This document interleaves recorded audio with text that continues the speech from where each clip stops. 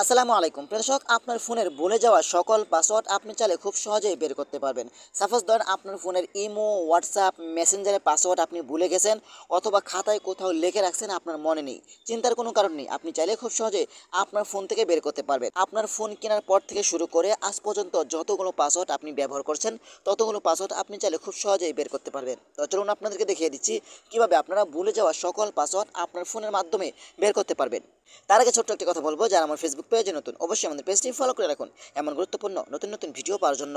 আর যারা ইউটিউব চ্যানেলে নতুন অবশ্যই আমাদের ইউটিউব চ্যানেলটি সাবস্ক্রাইব করে রাখুন এবং পাশে থাকা বেল আইকনটি অন করে দিন এমন গুরুত্বপূর্ণ নতুন নতুন ভিডিও পাওয়ার জন্য। তো এই কাজটি করার জন্য ফার্স্ট অফ অল আপনি চলে আসবেন আপনার ফোনের সেটিংসে। ওকে, তো আমি চলে আসলাম আমার ফোনের সেটিংসে। ওকে, সেটিংসে চলে আসার পরে কিন্তু আপনি একটু নিচে আসবেন। নিচে আসার পরে কিন্তু এখানে একটি অপশন পাবেন, সেটা হলো গুগল সার্ভিস নামে একটি অপশন পাবেন। আপনারা এখান থেকে গুগল সার্ভিস অপশন উপরে ক্লিক করবেন। তারপর এখান থেকে ওয়াল সার্ভিস এই অপশন উপরে ক্লিক করবেন। তারপর একটু নিচে আসবেন। হ্যাঁ, একটু নিচে আসার পরে কিন্তু এখানে একটি অপশন পাবেন, সেটা হলো অটো ফাইল উইথ গুগল এই অপশন উপরে আপনারা ক্লিক করবেন।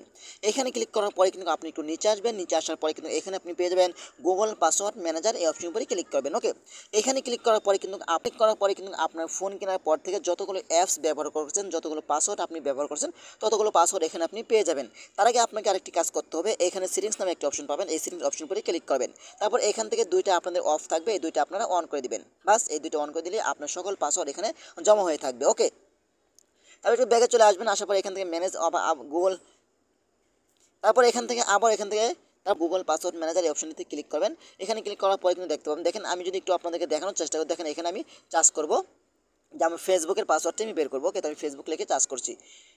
দেখেন আমি ফেসবুক লিখে চার্জ করছি, facebook.com। আমার 78টি অ্যাকাউন্ট রয়েছে, পাসওয়ার্ড এখানে শো করছে। ঠিক আছে, আমি এখানে ক্লিক করলাম। তারপর এখান থেকে আপনার ফোনের লকটি দিয়ে দিবেন, আমি দিয়ে দিলাম।